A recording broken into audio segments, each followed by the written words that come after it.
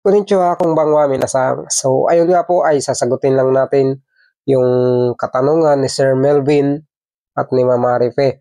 So, una po ang tanong ni Sir Melvin ay, Sir, paano mag-apply sa Japan?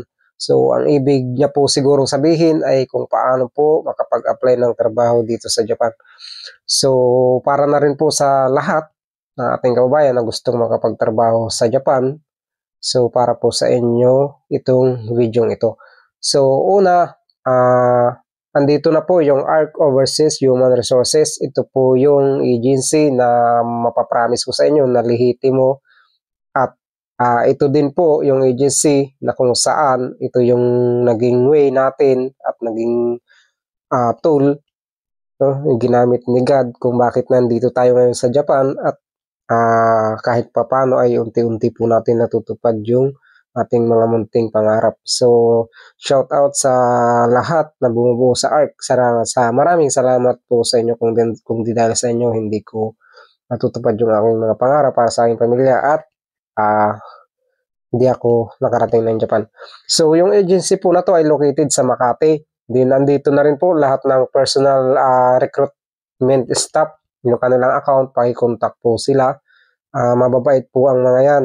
So, kailangan lang ng konting pasensya kung hindi agad kayo ma-assess kasi syempre ang dami din nilang ginagawa. So, konting pangunawa po. Then, ayun nga po yung agency. Yung agency na yan ay wala pong placement fee, walang salary deduction, then libre po yung schooling kapag kayo ay naselect na ng employer. Then, yung flight ticket nyo libre papunta sa Japan at pauwi after ng contract.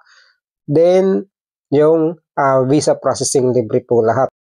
At regarding nung naman po sa interview nyo, so hanggat maaari, kung gusto nyo magtanong sa akin, tutulungan ko po kayo kung ibabahagi ko po sa inyo yung aking personal experience nung tayo ay na-interview para maging smooth at masiguro na kayo po ay makapasa. Then, karagdagan lang din po, kapag kayo nag-i-schooling na, kung gusto nyo mag-message kayo sa akin dahil pwede ko kayo i-guide anytime basta tayo po ay bakante. At kapag kayo ay nakarating na po ng Japan, so meron po kayong isang buwan dito na mag-aaral ulit ng Nihongo. Then, automatic, paglapag nyo ng airport ng Japan or pagkarating nyo sa home sa center kung saan kayo mag-aaral na isang buwan, magkakaroon po kayo ng tumataginting na 85,000 yen na allowance. So, kung sa piso ay nasa more or less 40,000 pesos, no? Depende po yung sa palitan. So, ayun lang, matane. Bye-bye. God bless.